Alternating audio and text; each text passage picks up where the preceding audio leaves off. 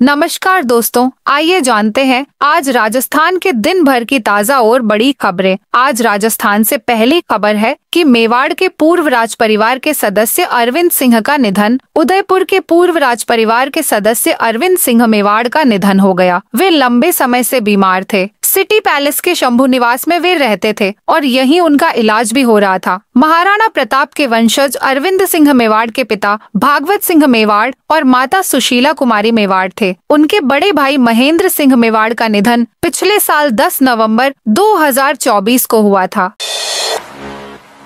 भर्ती परीक्षा में एब्सेंट होने पर फ्रीज हो जाएगी SSO ID। राजस्थान में 1 अप्रैल के बाद आयोजित होने वाली भर्ती परीक्षाओं में एब्सेंट होने पर अभ्यर्थी की SSO ID फ्रीज कर दी जाएगी। साथ ही उससे जुर्माना भी वसूला जाएगा। राजस्थान कर्मचारी चयन बोर्ड RSASB के अध्यक्ष आलोक राज ने बताया कि डमी कैंडिडेट्स को रोकने के लिए चयन बोर्ड ने यह सख्ती की है। इसके मुताबिक जो अपात्र कैंडिडेट्स जानते बुझते फॉर्म भरते हैं और फिर परीक्षा में शामिल नहीं होते हैं, उन्हें डिबार करने का भी प्रावधान है।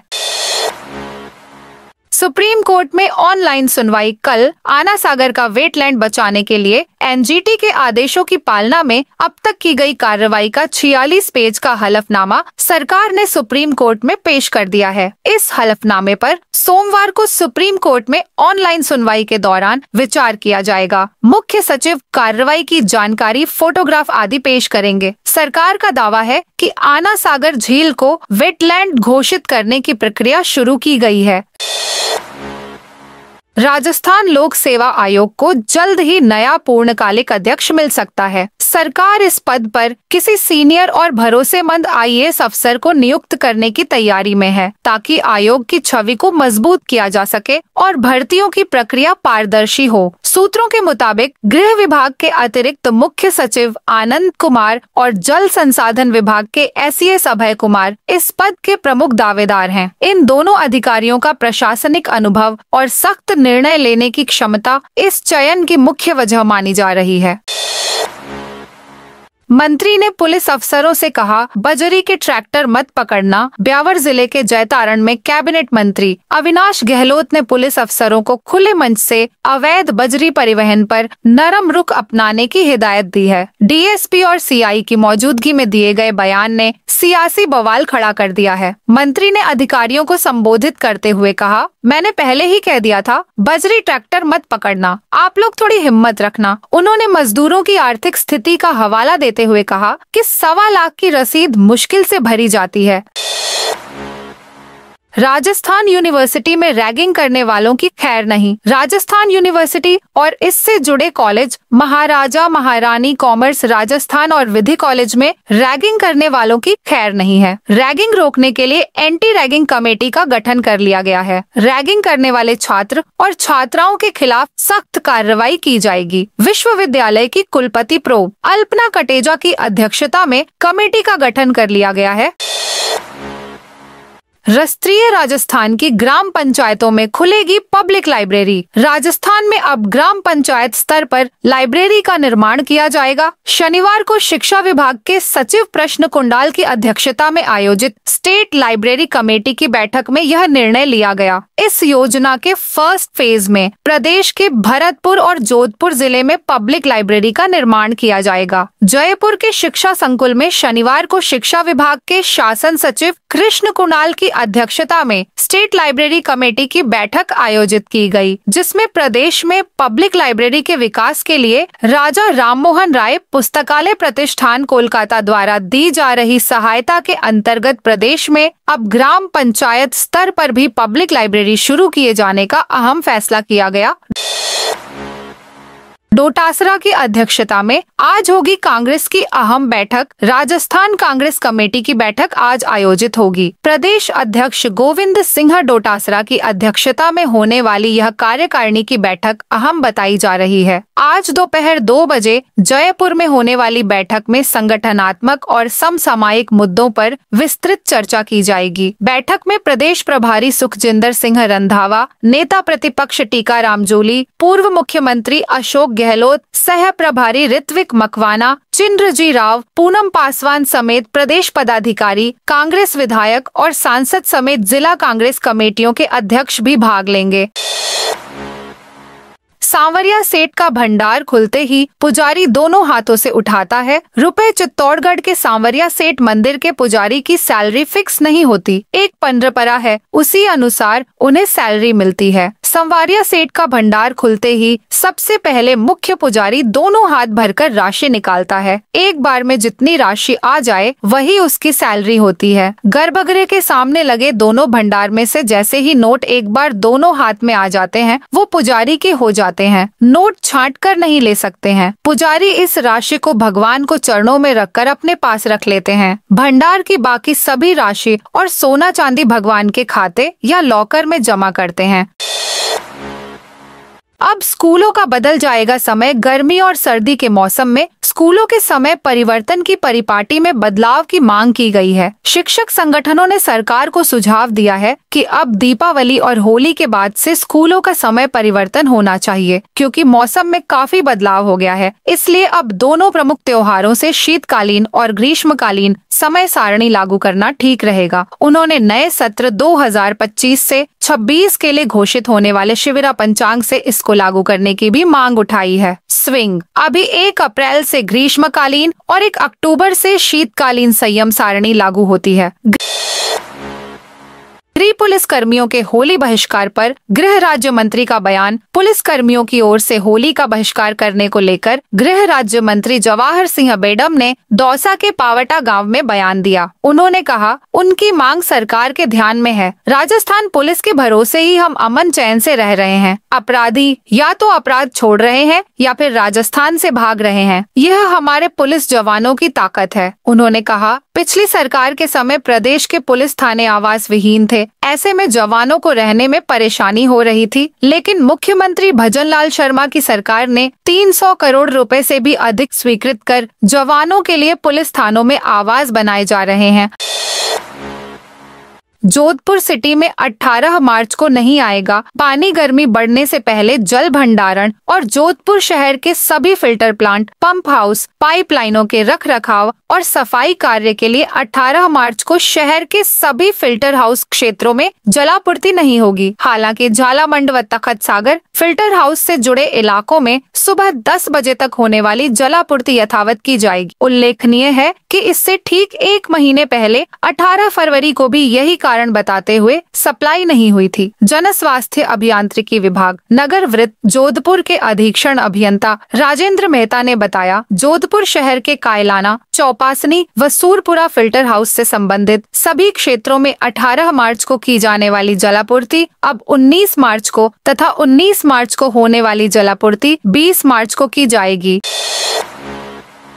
राजस्थान में आज भी बारिश का संभावना। राजस्थान में वेस्टर्न डिस्टर्बेंस से चला आंधी बारिश का दौर आज से थम जाएगा। 3 दिन हुई बारिश से तापमान 4 से 5 डिग्री सेल्सियस तक गिर गया, जिससे लोगों को तेज गर्मी से राहत मिली। गंगानगर, हनुमानगढ़, झुंझुनू में दिन का अधिकतम तापमान 30 डिग्री सेल्सियस से नीचे आ गया। मौसम विभाग ने आज भी भरतपुर, जयपुर संभाग के जिलों में दोपहर बाद हल्के बादल छाने और कहीं-कहीं हल्की बूंदाबांदी होने की संभावना जताई है। इसके अलावा तापमान में भी 2 डिग्री सेल्सियस तक और गिरावट हो सकती है। मौसम विज्ञान केंद्र जयपुर ने आज भी राजस्थान के जयपुर, भरतपुर संभाग के कुछ इलाकों में दोपहर बाद बादल छाने और कहीं-कहीं हल्की बारिश या बूंदाबांदी होने की संभावना जताई है, जबकि शेष राज्य में मौसम साफ रहने और धूप निकलने की संभावना है। 17 मार्च से 19 मार्च तक प्रदेश में तापमान सामान्य रहेगा और कुछ जगहों पर न्यूनतम तापमान में 2 डिग्री सेल्सियस तक गिरावट हो सकती है।